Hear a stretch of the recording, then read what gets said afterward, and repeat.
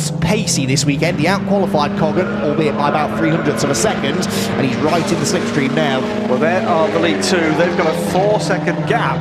They're both into the 207s. Alan Quicken. Oh, big contact! jump. Oh, that's a big shunt. Oh my goodness, Dan Crossley, that is. Brett Smith slowed coming onto the pit straight, and as cars jinked out to avoid him, I think Brett was diving for the pit lane and hit Dan Crossley tangled. Yeah, no surprise, the red flag is out. We've seen similar incidents to that in the past here at Snetterton. If you get contact coming onto the pit straight, the end of the pit wall comes up fairly quickly, and that was an enormous accident for the pair of them. The race being stopped so that the marshals can attend the scene of the accident as quickly as possible and set about making sure the drivers are okay, but that's never nice to see. And well, yeah, Dan Crossley, unsurprisingly, a bit disorientated, but both he and Brett Smith are out of the car, it would seem, and that is the best news all day.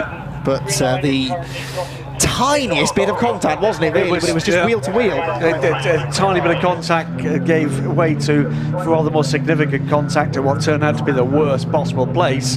Impact with the wall, and well, both cars in real trouble from there on in. It was a one-way ticket to oblivion, really, wasn't it? Good to see both drivers out of the car. Yeah, exactly. That is, I echo their sentiments entirely. It's never nice to see a big shunt like that, but such is the incredibly high safety standard that all modern day racing cars have to adhere to. Drivers more and more often these days are able to walk away from accidents like that a bit battered and bruised, but generally speaking in one piece, and that seems to be the case there. So I don't know what the issue was for Brett Smith that led to him slowing suddenly coming out of the final corner, but he was sort of at the head of that big queue of cars, and well, that's the result. Pit lane completely blocked by the 39 car, 37 car over the tyre barrier. We've seen both drivers out the car, and actually you can see them there to the left sitting on the back. Here it is again, slowed.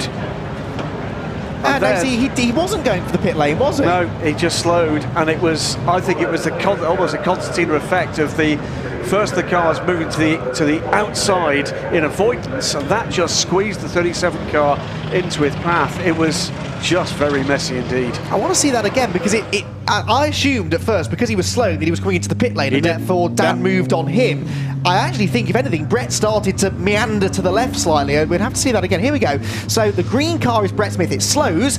He looks like he's going for the pit lane, and then, well, no, okay, in fairness, he maintains his line, and Dan is turning through that absolutely corner. Right. He's absolutely right. Unless the assumption was for the 37 that he was coming to pit. Well, that's what it looked like, isn't it? But either way, I mean, this is the thing. It's very easy. We get the advantage of slowing down, watching a slow-mo replay, analysing, well, he did that.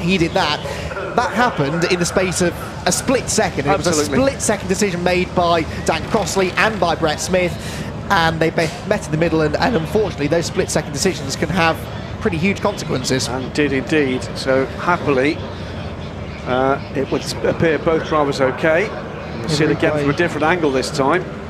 Yeah, so that is, that's not Crossley, that's Depper in the back, but there, the tiniest I think it was the grey Scirocco, I think, because the momentum from the car that had moved to the left to avoid the 39 car, saw the opportunity down there. I think he just missed